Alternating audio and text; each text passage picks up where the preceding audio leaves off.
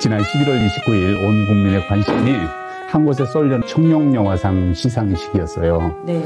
근데 누가 무슨 상을 받고 뭐 배우가 어떻고 이런 얘기가 아니고 국민의 관심이 배우 정우성이 나타나냐 안 나타나냐 하는데 그 관심을 갖더라고요. 이게 도대체 어떻게 된 일입니까? 왜 그랬어요? 정우성 배우는 나타나서 머리 숙여 사과를 하고 있었어요. 무슨 일이 있었습니까? 혼외자 출생이 됐죠. 정우성 씨가 친자로 밝혔지. 신부로. 모델 문가비 씨가 뭐 결혼에 대한 약속 없이 일단 미혼모처럼 혼자 출산을 감행을 했고, 아이를 낳기 전에 정우성 씨와 합의하에 추가 검사를 해서 친자임이 밝혀졌고, 아이에 대한 책임만 지겠다는 얘기하에 이제 혼자 출산을 했는데 온 국민이 알게 되면서 지탄을 받았잖아요. 그 영화제 있기 전에 영화제에 나타난다, 참석이다, 불참이다 말도 많았는데 결국은 정면 돌파로 이제 참석을 하고 거기에 나와서 저도 언제쯤 어떤 얼굴로 무슨 얘기를 하나 저도 궁금했는데 결국은 마구마구하게 사과를 하더라고요. 정우성이 나타나서 서울의 봄과 함께했던 모든 관계자에게 제 사적인 일이 영화의 오점으로 남지 않기를 바라는 마음으로 이 자리에 섰다라고 입을 뗀 뒤에 저에게 사랑과 기대를 보여주셨던 모든 분들께 염려와 실망을 안겨드린 점을 진심으로 죄송하다. 모든 질책은 제가 받고 하겠다 그랬어요. 나는 근데 매우 어리둥절했습니다. 아이를 낳고 아이가 태어나고 그 사실이 이렇게 사죄를 할 일인가? 그리고 그게 죄를 지은 일인가? 죄를 지은 건 아니지만 이게 보니까 정우성 씨의 이미지가 그간에 유행 난민 홍보대사도 하고 굉장히 중년에 이제 접어들면서 굉장히 건실하고 성실한 이미지를 보여줬기 때문에 또 문가비 씨와 이미지가 좀 상반돼요. 문가비 씨는 이제 굉장히 역동적으로 운동을 하면서 단련을 하면서 진한 화장으로 모델 생활을 하면서 나왔던 스타일이기 때문에 둘의 이미지가 좀 상반되는 거. 거기에 신부가 정우성 씨를 밝혀졌고 문가비 씨가 또 홀로 출산을 감행했고, 이런 와중에 정우성 씨는 서울의 봄으로 엄청나게 올라섰고, 그 와중에 문가비 씨가 혼자 출산을 감행하고 지금 영화제가 그러니까 막 차근차근 막 너무 많은 스토리가 일단 궁금증의 연속이었죠. 팬들에게는. 제가 너무 진취적인 생각을 하고 있는 것은 아닌지 좀 염려는 됩니다만은 비록 정우성이 이제 유명한 배우이기는 하지만 내 아들의 일이라고 했을 때 그렇죠. 아이가 태어나고 그거는 축하받을 일이지 비난할 일인가 하는 시각에서 생각을 해보았어요. 그랬는데 일단 내 일이 아닌 남의 일이면 굉장한 도덕적 수준을 요구하고 깔끔하게 정돈된 사생활을 기대하고 그렇죠. 이러는 거 아닌가. 또 혹시 이중잣대인가 하는 시각에서 저는 좀 이제 달리 생각을 해보았던 거죠. 정우성을 아끼는 팬심은 언제까지나 반듯하게 그렇죠. 국민 앞에 서 있는 우리들의 영웅이를 바라는데, 그리고 또 서울의 봄에서 보여줬던 그 멋진 이미지로 남기를 기대하겠죠.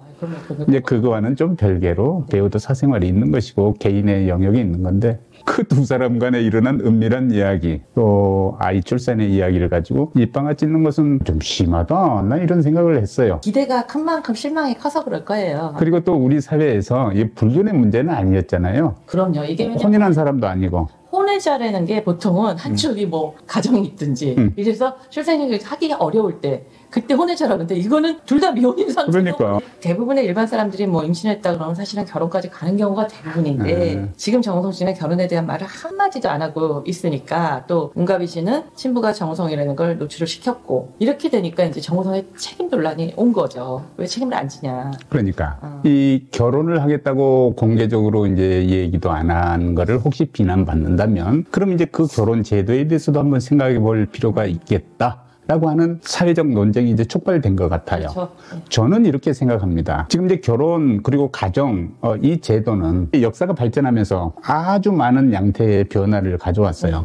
지금까지 전통적인 결혼관, 또 결혼 생활, 가족의 울타리, 이게 그대로 유지되고 있는 것인가 하는 점에서 본다면 사회 현상은 그하고 많이 지금 동떨어져 있는 게 사실이에요. 그렇잖아요. 그 결혼하지 않은 커플들을 인정하자는 아주 보편적인 정서가 있어요. 맞아요. 예를 들어서 뭐가 있습니까? 프랑스라든가 벨기에, 네덜란드, 독일, 많은 나라들이 채택하고 있는 두 사람 간의 결합이라고 하는 형태로 이런 게 있거든요. 외국에서는 지금 BBC에서도 그거를 보도를 했대잖아요. 한국의 코리안 액터 정우성이 논란, 그러니까 스파크를 일으킨 국가적인 토론, 내셔널 디베이트 해가지고 BBC까지 등장을 하고 기사에. 그러니까요. 또 어떤 사람은 호날두가 살아가는 방식, 혼외자들 데리고 와서 키우는 거, 그런 얘기까지 올리고, 왜 우리나라는 이렇게까지 아직까지 언제까지 머물러야 되냐. 이렇게 얘기를 하더라고요. 그건 지금 과도기적 시각에서는 필요한 얘기인 것 같아요. 물론 국내 언론에서도 축복하고 뭐 사랑스럽게 봐줘야지 뭘 비난하냐. 그래서 긍정론이 있고 그래도 전통적인 가족 개념이 살아있는데 이거 인정해주면 양육 환경도 악화되고 뭐 사회적인 질서를 해체해야 한다. 전통적인 도덕관념도 사라질 판이다. 이렇게 안타까워하는 목소리도 있어요. 근데 이 두 가지 생각들이 이제 갈등이 당분간은 지속되리라고 생각하는데 등록 동거혼 제도라 해서 프랑스의 경우라고 PACS 건전한 시민, 비혼 시민이 두 사람이 성과 관계없이 두 사람이 함께 동거를 하면서 공동체적인 삶을 살겠다라고 가서 지자체 신고만 하면 그 날짜로 권리가 발생을 해요. 그래서 이건 일반적으로 인정되고 있는 겁니다. 결혼은 굉장히 법적인 단계가 있고 나중에 또 헤어질 때도 판결을 받아야 되는 굉장히 단단한 결합이라고 하면 두 사람의 의지만으로 함께 공동생활을 할 수 있는 이건 뭐 동성끼리도 가능하고 이성과의 결합도 가능하고 함께 사는데 사회에서는 또 대접되죠. 세제 혜택도 주고 많은 혜택을 부여해요. 거의 결혼에 준해서 혜택을 받을 수 있도록 해주는데 이렇게 장려를 하니까 이런 커플 사이에서 태어난 아이가 50%를 넘고 있는 거거든요. 그래서 인구가 유지되고 있어요, 사실은. 그런 면도 있겠어요. 그러니까요. 근데 우리는 지금 이거를 이렇게 비난의 잣대로만 자꾸 바라보고 해초를 듣는 분위기를 유지한다고 하면은 또 세계적인 트렌드가 떨어질 가능성이 있어요. 이혼을 하면 어떻게 이런 분위기 때문에 결혼을 두려워하고 출산도 두려워하고 이러는데 지금 어떻게 해서든 출산을 하면은 이렇게 서로 아이만이라도 책임을 지는 그런 식으로 가다 보면은 좀 출산율이 나아지지 않을까 싶어요. 왜냐하면 우리나라는 그런 가정 제도 자체가 조금 외국에 비해서는 좀 지나치게 관습에 얽매여 있는 편이죠, 우리나라가. 그래서 지금은 정우성 씨가 결혼에 대한 얘기를 한마디를 안 하는 거에 대해서 말이 많은데 많은 사람들이 결혼 문화에 대한 생각이 좀 바뀌었잖아요. 결혼을 해서 그리고 노후도 너무 길어지니까 이게 정말 한평생을 산다는 게 정말 신중해야 되고 근데 임신을 하고 출산했다서 그냥 그래 결혼해. 이거는 옳은 방법은 아닌 것 같아요. 일단 결혼은 굉장히 그 과중한 법적 의무를 져요. 그럼요. 그리고 또 상태를 변경하는 과정도 매우 어렵고. 그렇죠. 그래서 이제 만남과 헤어짐이 비교적 자유로우면서 의지도 할 수 있으면서도 이성 간의 접촉을 보장하고 또 출산을 장려하는 의미에서 아까 말씀드린 등록 동거혼 제도 같은 게 이제 유럽을 중심으로 많이 발달을 했는데 제가 찾아보니까 프랑스에서 21년도 기준 63.5%의 출생아가 신생아가 이 관계에서 태어났다고 그래요. 혼외 출산이죠. 동성 커플도 있을 수 있잖아요, 유럽에는. 그냥 그걸 제외하고도 등록 동거혼 제도 하에서 혼외 출산이 63%를 넘었다는 거죠. 유럽 같은 경우는 그렇게 알고 있어요. 동성끼리도 아이를 키우겠다 하면은 누가 출산을 하거나 미혼모의 아이거나 입양을 해서라도 계속 받아서 가정 속에서 일단 키워지는 아이로 만들어주니까 그래도 출산을 사람들이 임신을 하면 많이 하는 것 같아요. 출산을. 그리고 또 우리 사회 일각에서는 동성 간의 동거 문제에 대해서는 굉장히 거부감을 지금 갖고 있죠. 특히 전통적인 도덕관념이 강한 종교계나 그룹에서는 거의 필사적으로 이걸 반대하고 막고 있는데 예를 들어서 이게 꼭 섹스의 문제가 아니고 이념의 문제라 정서의 문제 영역에서 어떤 사람과 함께 파트너가 되어서 공동체를 이루고 살면 굉장히 내가 힘이 난다든가 즐거워진다든가 이런 사람이 있다고 쳐요, 가상. 네. 이 사람이 함께 살 수 있는 권리를 누구라서 그걸 빼앗을 수 있을까요? 네. 누구라서 네. 생각이 드는 거예요. 그래서 요즘 이제 이런 트렌드에 대해서 사회운동, 이건 인간의 기본 권리다. 함께 공동체 생활을 하고 함께 도우며 사는 파트너가 성이 같다고 해서 그건 절대 안 돼. 꼭 그래야 되는지 하는 문제가 또 한번 생각해 볼 필요가 있어요. 그렇죠. 이전에 한번 TV에서 그 여성들끼리의 커플을 봤는데 한 친구는 임신을 했더라고요. 외부에서 정자를 받아서 한 친구가 임신을 하고 둘이서 굉장히 의논을 많이 했대요. 누가 임신을 하는가. 왜냐면 둘 중에 이게 좀 임신과 출산 때 휴식을 좀 자유롭게 할 수 있는 사람이 하자 이렇게 의논이 돼가지고 한쪽이 더 정말 의사였어요. 여자가 한쪽이 여성분이. 그래서 그쪽에서 임신을 하고 자기는 좀 직업적으로 자유로우니까 이 친구가 주로 이제 사회생활을 하고 그렇게 하기로 우리는 합의가 됐기 때문에 그리고 우리 성을 떠나서 사랑하니까 아이를 키우기로 했다. 이랬던 그 커플이 나온 걸 봤거든요. 이렇게 지금 사회가 변해가고 있는데 임신과 출산을 했어. 나랑 계속 사귄 것도 아니야. 어떻게 하다가 그렇게 됐는데 결혼을 안 했다고 막 사람들이 지탄을 하는 거는 그거는 남의 평생을 너무 무시하는 것 같기도 해요. 왜냐면 아이라는 게 굉장히 소중한 생명이죠. 사랑받고 온전하게 이렇게 가정에서 태어날 수 있으면 참 좋지만 이런 경우 정우성 씨가 만약에 그렇다고 해서 결혼이라는 걸 감행해서 남들이 보기에도 다 저건 어쩔 수 없는 선택인 거를 알았을 때 그 여성분들 그게 행복하겠으며 정우성 씨들 행복할까요? 그리고 자녀분도 나중에 성장하면 다 알 텐데 결코 옳은 방법은 아니에요. 그리고 아이가 하나 출산이 되면 일단 그 아이는 한 생명체로 이제 세상에 나와서 자라가면 늙어 죽을 때까지 요즘같이 수명이 길 때는 100년까지도 이 사람의 아빠로서 자녀로서 그렇게 엄마 아빠가 돼서 평생을 하나를 책임지는 거예요. 책임이라는 게 꼭 결혼으로서 책임지는 건 아닌 것 같아요. 제가 보기에는. 일단 정우성 씨가 난 아빠로서의 역할을 다 하겠다. 이렇게까지 공식석상에서 나와서 얘기한 것만으로도 저는 그래도 정말 나쁜 사람은 아니구나. 이렇게 도덕적 지탄을 받기는 좀 억울하겠다. 이러는데 지금 하나 또 문제는 왜 그러냐면 정우성 씨가 이번에 이게 불거지면서 이전에 데이트했던 사람이나 뭐 어떻게 하다 흘러갔던 이런 모든 얘기들이 다 나오면서 이 사람이 원래 그랬다, 원래 여자들한테 그랬다, 뭐 너무 많은 얘기가 나오고 그리고 또 현재 여자친구가 있다.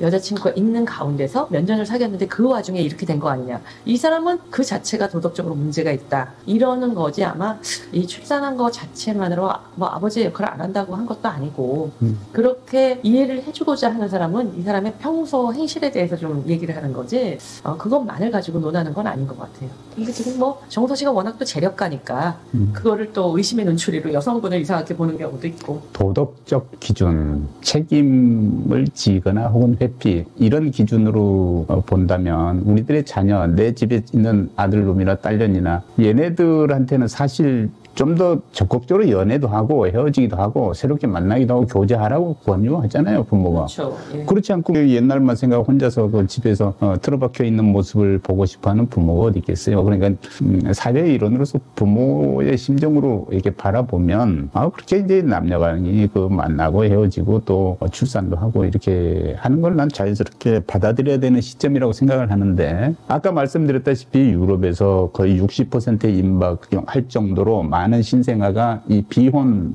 출산이란 말이죠. 네. 한국이 얼마쯤 되는가 찾아봤어요. 네. 2022년 혼외 출생자가 1,900명이더군요. 1,900명이 태어난 신생아의 몇 퍼센트냐? 4.7%에 불과합니다.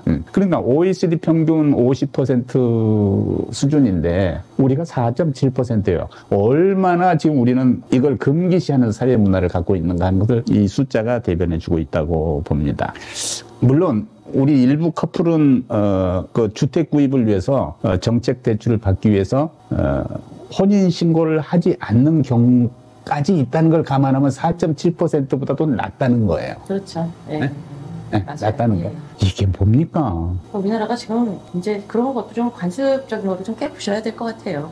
예, 사고의 전환을 해서 이제 미혼모들이 아니라 어쨌든 여성분들이 출산을 하고 그 아이를 좀 국가라도 책임을 질 수 있는 환경을 만들어야지. 그러면 우리나라 정말 출산율은 더 떨어질 것 같아요. 이번에 아무튼 정우성 씨 문제로 여러 가지 이야기가 새롭게 도입이 되고 하더라고요. 새로운 얘기로 하도록. 유럽이나 선진국들이 뭐 그 결혼제도까지 뭐 옳다고 할 수는 없지만 지금 우리나라 같이 출산율이 떨어지는 지금 나라 같은 경우는 새로운 모색을 좀 해야 될 것 같습니다. 그러니까 어떤 형태로든 그 혼인 안에서 혹은 비혼, 혼외에서든 출산이 이루어지면 그 아이는 국가가 완전히 양육, 교육, 취업까지 보장하고 책임지는 이 정도 수준에서 국가가 이제 개입을 해야 될 시점이라고 봅니다. 그렇죠. 아니 국가 소멸을 눈에 앞두고 있는 시점에 지금 어디다 돈을 써야 되는 거겠어요. 진짜 출산이 안 되고 국가가 숨을 갈 수밖에 없어요. 이 나라 분해해서 어디 딴 데 뿌리자는 거예요. 그럼요.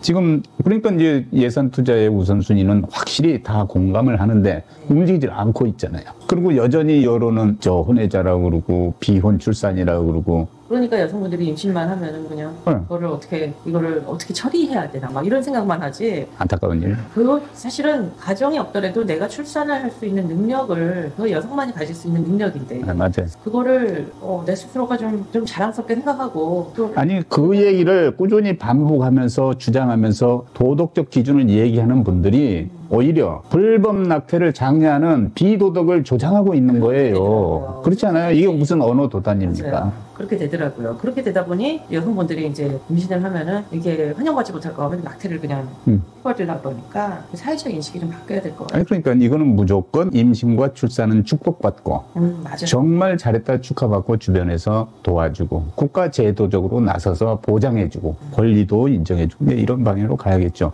물론 지금도 많은 측면에서 그걸 하고는 있어요. 예를 들어서 이제 혼인 내 출산의 이야기지만 이제 임신이 되면 벌써 금방 뭐 입금이 돼서 출산용품 구입하라고 알려주고 그 등록하면 그 집에 구입해서 들어오고 이렇게 국가가 개입하는 측면이 있어요. 그 좋은 일이죠. 근데 이게 비혼, 혼외 출산도 마찬가지로 뭐 그걸 용인하는 사회로 가야 된다 저는 생각을 합니다. 너무 네. 과격한 얘기인가? 제가 보기엔 그런 얘기가 지금 나올 법도 해요. 지금 우리나라 지금 출산이 너무 떨어지다 보니까 나올 법이 한 게 아니라 그런 얘기가 지금 이제 시급히 도입이 돼야 돼요. 실질적인 정책으로. 정호성 씨 같은 경우도 제가 알기로는 자기가 너무 잘못했다는 걸 인정을 하지만 자기가 실수했고 자기의 과오라고 생각하고 인정하지만 지금 현재 뭐 공표하지는 않았지만 여자친구가 있다 그러는데 그 여자친구와 미래에 이렇게 출산을 한 얘기를 하고 고백을 하고 데리고 있다가 키울 생각까지 했대요.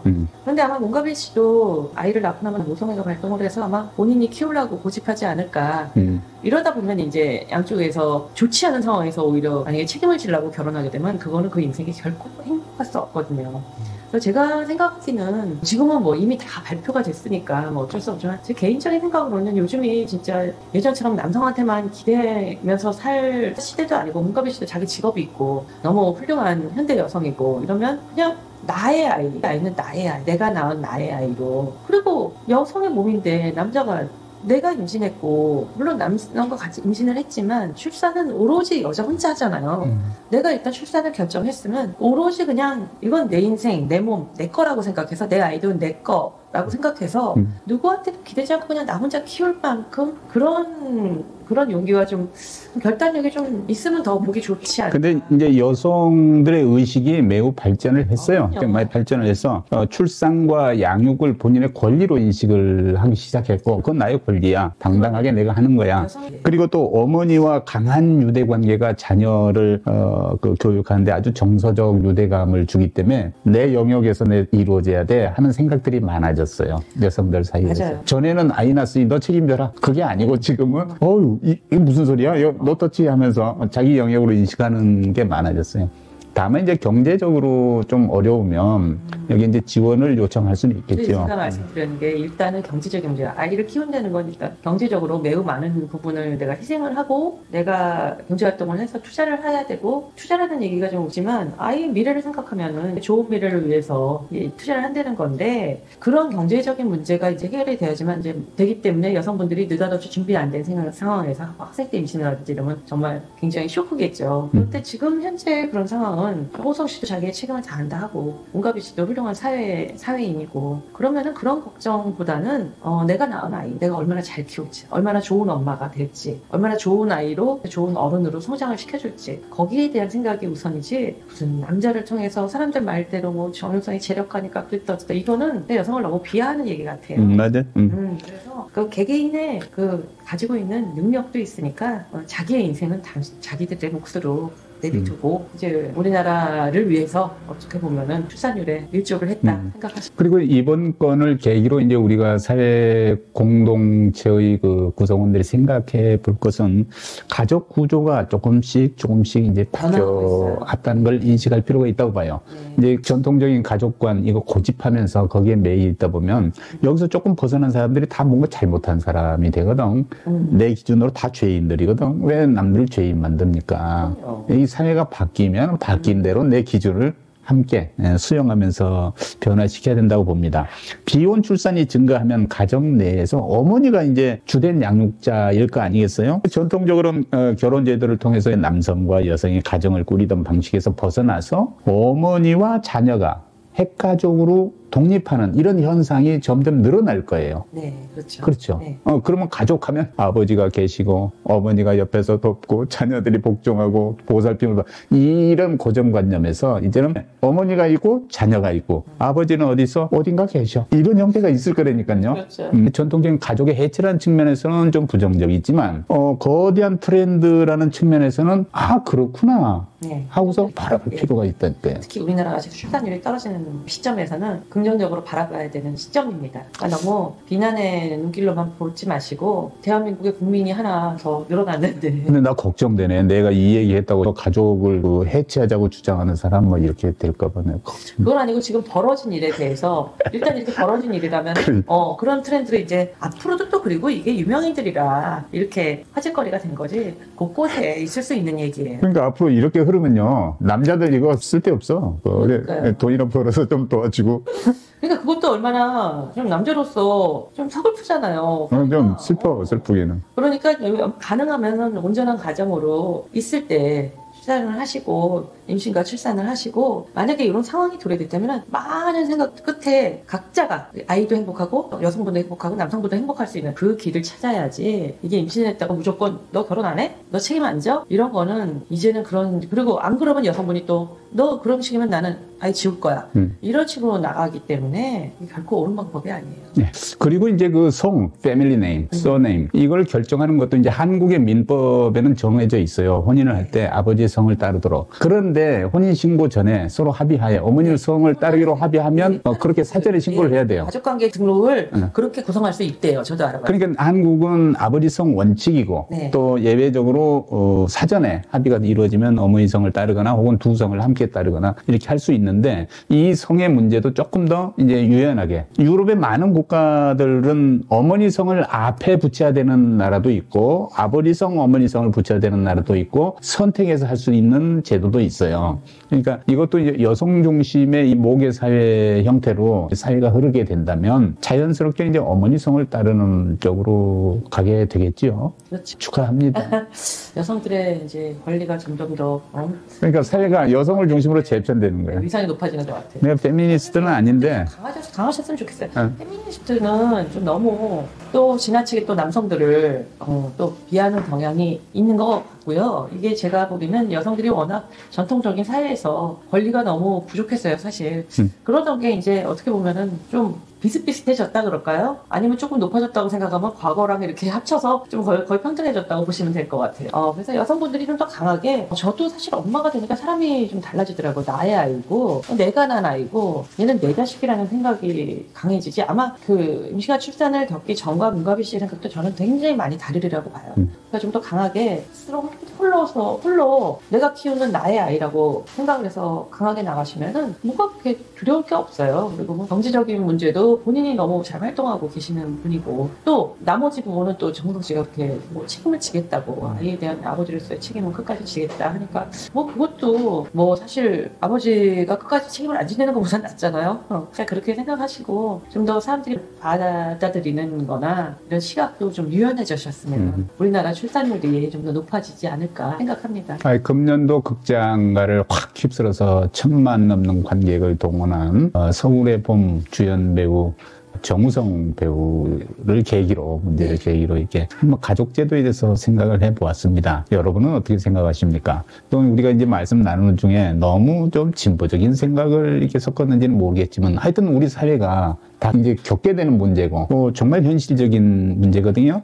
그러니까 함께 생각을 해보시자고요. 그럼요. 왜냐면 시청자 여러분들이 아마 자녀분들이 그 결혼 종명기나 이런 분들이 꽤 있으실 거예요. 그렇기 때문에 이제는 젊은이들이 이런 경우에 노래했을 때 어떻게 해야 될지 생각도 좀 해보시고 딸 가지신 부모님, 아들 가지신 부모님의 생각을 좀 서로 의논도 해보시고 토론도 해보시고 뭐 외국에서도 정우성 씨 문제가 그냥 국가적인 토론에 뭐 불꽃을 일으켰다고 그렇게 보도를 할 정 지금 지적인데 우리도 토론이 필요합니다.